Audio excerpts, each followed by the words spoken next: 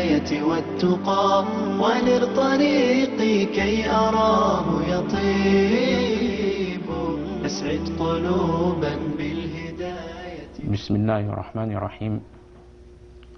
الحمد لله رب العالمين، والصلاة والسلام على أشرف الأنبياء والمرسلين نبينا محمد وعلى آله وصحبه أجمعين. Chers frères, chères sœurs en islam, Assalamu alaikum wa rahmatullahi wa barakatuh, et bienvenue dans ce cours, dans ce nouveau cours qui est la continuité des cours sur les piliers de la foi. Et nous allons bi'idhnillahi ta'ala, avec la permission d'Allah subhanahu wa ta'ala, en lui demandant qu'il fasse que ce soit un cours qui soit utile et bénéfique pour tous, et que ça soit compté dans notre balance de bonne action. Donc, ce cours a pour chapitre Al-Imanu bil-Qada wal-Qadar, la croyance au destin, bon et mauvais.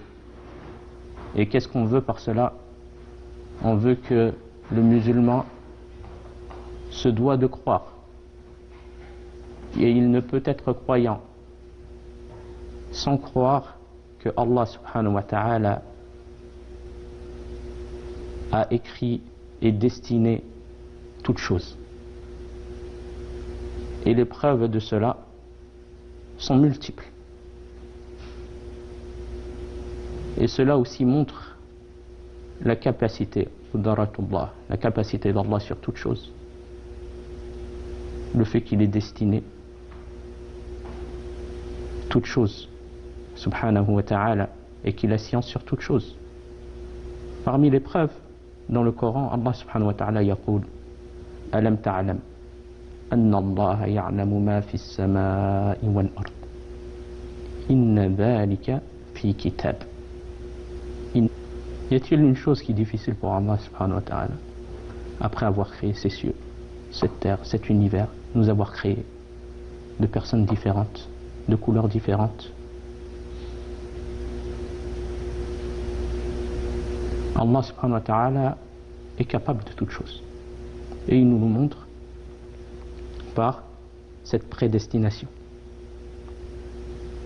Et ce qui prouve cela aussi dans la sunna du prophète alayhi salatu wa salam, car nos sources en tant que croyants, c'est pas de nous que nous avançons cela, mais c'est du livre d'Allah, la sunna du prophète alayhi salatu wa salam. Dans un hadith, Abdullah ibn Amr radiyallahu anhuma قال رسول الله صلى الله عليه وسلم كتب الله مقادير الخلائق قبل أن يخلق السماوات والأرض ب50,000 سنة وكان عرشه على الماء. D'après Abdullah ibn Amr, qu'Allah les agrée, le prophète alayhi salatu wa salam a dit: Allah a écrit les destinées des créatures 50 000 ans avant de créer les cieux et la terre. Et son trône se trouvait sur l'eau. Son trône se trouvait sur l'eau. Ce hadith, il a été rapporté par l'imam Muslim. Donc il est authentique. Bien sûr, la foi au destin bon et mauvais comporte quatre points qu'il est obligé à tout croyant, toute croyante de croire et d'affirmer avec conviction. La première de ces quatre points est la science, al-ilm. Allah subhanahu wa ta'ala, parmi ses noms, ses nobles noms, al-alim. Qu'est-ce que ça veut dire al-alim? Allah subhanahu wa ta'ala, il sait tout. Allah subhanahu wa ta'ala, il sait tout. Il sait ce qui était. sa science dans le passé, elle n'a pas de début. Il a toujours su éternellement dans le passé. Subhanahu wa ta'ala. Et il sait ce qui était et ce qui sera. Sa science dans l'infini, elle n'a pas de fin. Allah subhanahu wa ta'ala, il sera toujours tout. Et ça, comme on a dit, c'est la capacité d'Allah sur toute chose. C'est lui le créateur. Et de ne pas comparer les créatures. Les créatures, ils sont pris d'oubli, ils sont pris de... Allah subhanahu wa ta'ala, il cerne toute chose. Il n'est ni pris d'oubli, ni pris d'autre chose. C'est pour ça que Moussa alayhi salam, quand il a appelé Pharaon à se soumettre au Seigneur de l'univers, quand il l'a appelé à se soumettre au Seigneur de l'univers, au lieu de profiter de Moussa alayhi salam et de ce qui elle appelle, il a voulu gêner Moussa en lui disant donne-nous la science des générations passées, ni connaissance et science des générations passées. Allah subhanahu wa ta'ala, il dit dans le Coran, en parlant de Moussa alayhi salam, qala ilmuha 'inda rabbi. Ce que tu me demandes, ilmuha 'inda rabbi. Ce que tu me demandes, ce que la connaissance de ces générations-là et de leurs œuvres est auprès de mon Seigneur. La yadhillu rabbi wa la yansa. Mon Seigneur ne commet ni erreur ni oubli. Donc le fait de ne pas comparer les créatures au Créateur. C'est pour ça qu'Allah subhanahu wa ta'ala, parmi la croyance sur cela, Allah subhanahu wa ta'ala, il dit Laysa kamithlihi shay wa huwa as-sami'ul basir. Il n'y a rien qui le ressemble. Et il entend parfaitement tout, et il voit parfaitement tout. Subhanahu wa ta'ala. Et ça aussi, ça apporte une augmentation de foi chez le croyant.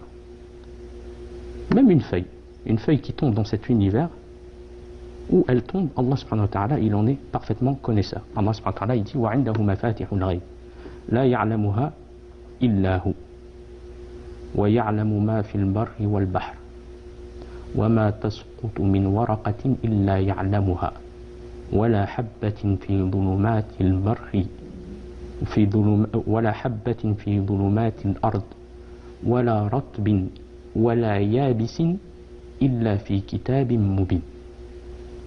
Allah subhanahu wa ta'ala, il dit c'est lui qui détient les clés de l'invisible. Ça c'est un premier point que lui seul connaît, et il sait parfaitement ce qu'il y a dans les cieux, sur la terre ferme comme dans les mers, tout ce qui se trouve sur la terre. Allah subhanahu wa ta'ala le sait. Tout ce qui se trouve dans les mers, avec leur obscurité, autre Allah il le sait. Et pas une feuille ne tombe sans qu'il ne le sache. Il n'y a pas une feuille qui tombe dans cet univers sans que Allah subhanahu wa ta'ala ait la science sur cela. Et pas une graine dans les ténèbres de la terre, rien de frais ou de sec, quoi qu'il se passe, qui ne soit consigné dans un livre explicite, car tout cela se trouve dans la tablette préservé, protégé, Al-Lawh al-Mahfouz. Et comme vous avez vu dans le verset, il n'y a rien qui... c'est lui qui détient les clés de l'invisible. Ça c'est une chose importante à connaître, c'est le fait qu'il n'y a personne qui connaît l'invisible si ce n'est Allah subhanahu wa ta'ala. Personne ne connaît l'invisible si ce n'est Allah subhanahu wa ta'ala. Allah azza wa jalla dit dans le Coran, قل لا يعلم من في السماوات والأرض الغيب إلا الله وما يشعرون أيان يبعثون. Dit nul de ceux qui sont dans les cieux et sur la terre ne connaît l'invisible, l'inconnaissable à part Allah. Et ils ne savent pas quand ils seront ressuscités. Donc même les prophètes, même les anges, même, sauf ceux qu'Allah subhanahu wa ta'ala a permis et leur a dévoilé comme connaissance de certaines choses de l'invisible. Comme Allah subhanahu wa ta'ala il dit concernant son prophète alayhi salatu wa salam, que même le prophète alayhi salatu wa salam, il approuve qu'il ne connaît pas l'invisible. يعني وقوله للنبي صلى الله عليه وسلم La parole d'Allah concernant le prophète sallam. Qul. Ça c'est le prophète sallam, alayhi salam. Dans le Coran, Allah Azza wa Jalla dit Qul la amliku li nafsi naf'an wa la darran illa ma sha'a Allah. ولو كنت أعلم الغيب لاستكثرت من الخير وما مسني السوء إن أنا إلا نذير وبشير لقوم يؤمنون. Allah subhanahu wa ta'ala, il dit, je ne détiens pour moi-même ni profit ni dommage, sauf ce qu'Allah veut. Et si je connaissais l'inconnaissable, si le prophète sallallahu alayhi wa sallam connaissait l'inconnaissable, j'aurais eu des biens en abondance. Il aurait pu avoir des biens en abondance, car il sait où il se trouve, alayhi salatu salam, mais il ne connaît pas. Et aucun mal ne m'aurait touché. Il aurait été épargné de beaucoup de mal. Mais le prophète, alayhi salatu salam, il ne sait pas cela. Je ne suis pour les gens qui croient qu'un avertisseur est un annonciateur, alayhi salatu wassalam. Puis par la suite, on a un deuxième point qui est l'écriture, al-kitab. Le fait de savoir qu'Allah subhanahu wa ta'ala, il a écrit et il a ordonné à la plume d'écrire toute chose avant la création des cieux et de la terre, 50 000 ans avant la création des cieux et de la terre. Donc tout est écrit jusqu'au jour de la résurrection. Comme Allah dans le hadith qui a été rapporté par Ubada ibn Samit radiyallahu anhu, il a dit à son fils, qu'est-ce qu'il a dit? Il a dit, j'ai entendu le prophète sallallahu alayhi wa sallam dire, sami'tu Rasulullah sallallahu alayhi wa sallam dire, inna awwala ma khalaqa Allah al-qalam faqala lahu uktub. Quand Allah subhanahu wa ta'ala il a créé la plume, il lui a dit quoi? Il lui a dit écris.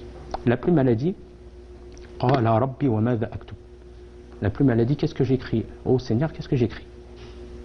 Qala Allah subhanahu wa ta'ala il a dit uktub maqadir kull shay'in hatta taqum as-sa'a. D'écrire toute chose jusqu'à ce qui vient l'heure de la résurrection. Puis il a dit ya bunay, ô mon tendre fils, inni sami'tu Rasulullah sallallahu alayhi wa sallam yaqul, j'ai entendu le prophète sallallahu alayhi wa sallam dire man mata, celui qui meurt sur autre, ala ghayri hada, celui qui meurt sur autre chose que cela, ne fait pas partie des miens. Ce qui prouve le fait de prendre garde à ne pas croire à la prédestination. Puis par la suite, nous avons al-mashi'ah, la volonté. Nous croyons que Allah subhanahu wa ta'ala a voulu tout ce qui se passe dans cet univers. Comme bien, comme mal, comme croyance, comme mécréance, comme obéissance, comme désobéissance. Allah subhanahu wa ta'ala il a voulu tout ce qui se trouve dans cet univers. Une volonté universelle. C'est obligé que cela se produise. Mais cela ne veut pas dire qu'Allah il agrée la mécréance. Cela ne veut pas dire qu'Allah il agrée la désobéissance. Car cela fait partie de la volonté juridique. Allah il agrée l'obéissance. Et il aime l'obéissance. Et il aime la croyance, les croyants, ceux qui croient en lui. Mais peut-être que certaines personnes vont dire qu'il y a certaines personnes qui sont touchées par des épreuves. Maladies, autres. Donc qu'est-ce qu'on dit à ces gens-là? On dit dans un premier temps, aie une bonne pensée d'Allah. Car le prophète sallallahu alayhi wa sallam a dit le croyant a une destinée étonnante. Tout ce qui advient est bénéfique pour lui. Et cela n'est réservé qu'à lui seul. En effet, s'il est touché par un bien, quelque chose qui le réjouit, il remercie Allah et c'est un bien pour lui. Et s'il est victime d'un malheur, il patiente et cela est un bien pour lui. Car par ce mal, peut-être qu'Allah subhanahu wa ta'ala lui efface des péchés. Donc le fait de savoir que ce n'est pas un mal en soi, mais il y a un bien derrière ce qu'Allah a voulu.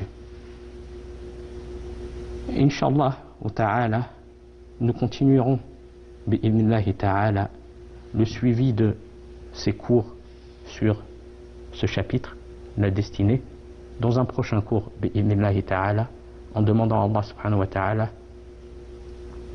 qu'il accepte de nous et qu'il fasse que cette science soit une science utile pour nous, une cause de bien pour nous, dans ce bas monde ainsi que dans l'au-delà.